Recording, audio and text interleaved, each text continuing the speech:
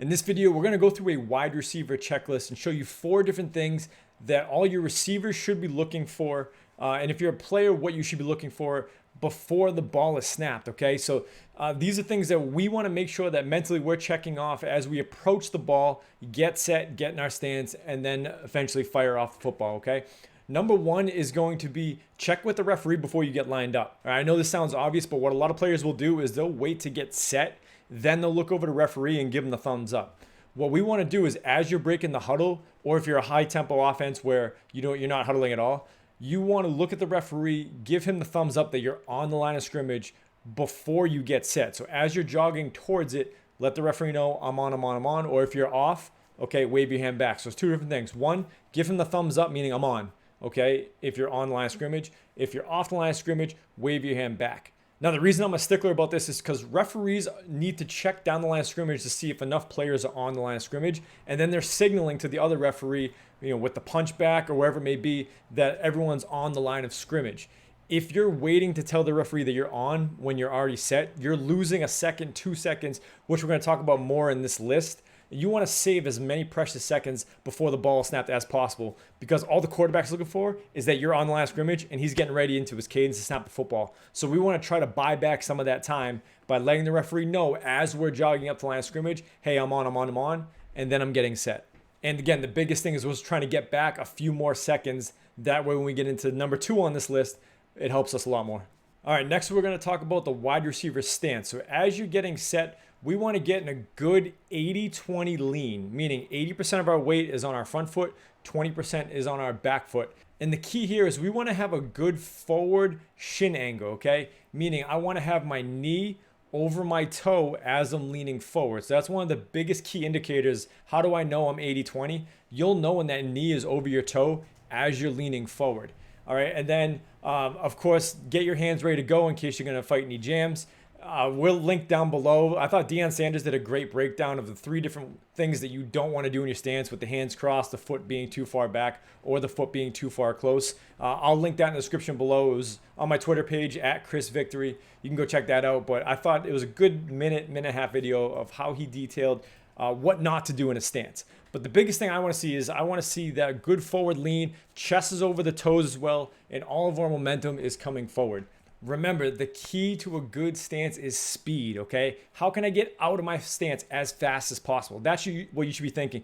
Don't worry about the crossovers, the false steps, whatever it may be. Think about how can I get out of my stance as fast as possible, and that 80-20 general rule will get you out of your stance as fast as possible.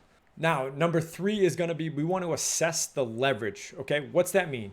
That means how deep is he playing us, and is he playing us out, or is he playing us in? All right? Those are the 2 things that we need to figure out, depth and width. So if I'm getting to the line of scrimmage and that corner is in my face but has outside leverage, I can then break down what coverages it might be. If he's then 5 yards off and maybe has inside leverage, we can then go into our next progression. But the biggest thing, and this is why it's so crucial with number 1, you get set as soon as possible, because you can give yourself more time to assess the leverage of what he's playing. Now, a good rule of thumb is we need to assess his leverage because it's going to tell us what we're going to do next. As you're assessing where his leverage is, then we want to start to be thinking about releases. Do I have to do a shuffle release? Can I do an outside release? Can I do an inside release? Can I do a hesitation release? This is where the catalog of releases come in, is after you assess the leverage of what it is, then you can determine where you're going to go, okay? And obviously that's predicated on the route that you're running.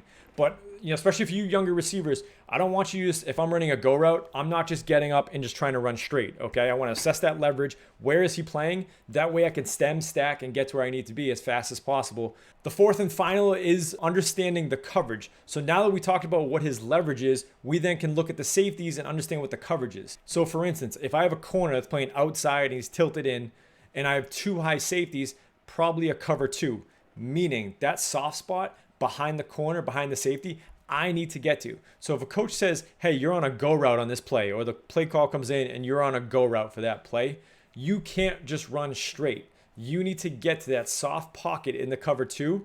That means you need to angle yourself out just a little bit more, and that quarterback can have a good throw. Breaking down the leverage and breaking down the coverage is 2 of the biggest things in football from a wide receiver that we need to get right. And one thing I always tell my guys is I don't want the quarterback to make a perfect throw. I want to run the perfect route as a receiver because it makes the throw easier for the quarterback. Take the stress off his plate. He's got enough to worry about getting the ball out before people tackle him, reading coverages, adjusting line slides, whatever it may be. He's got enough on his plate. So I want to run the perfect route that I possibly can to get open as much as I can. That way that ball can be delivered. If he misses wide, he misses short, whatever it is, I can adjust to make that play. But for me, I'm trying to run the perfect route. So one, I assess the leverage. And then two, I want to look at the safeties and say, okay, what coverage are they going to run and how can I adjust my route to get where I need to be? If you want to read more about wide receiver checklists, stem, stacking, everything that we mentioned, I'm going to link in the description below, victorysports.com. We have a ton of articles there where you can check out and you can grow your knowledge of the wide receiver position a little bit more. My name is Coach Chris Haddad. You can find me at Chris Victory on Twitter. Follow us as well at Victory Sports across all platforms, including Instagram, Facebook, TikTok, and as well as this YouTube channel. Thanks for watching. We'll see you next time.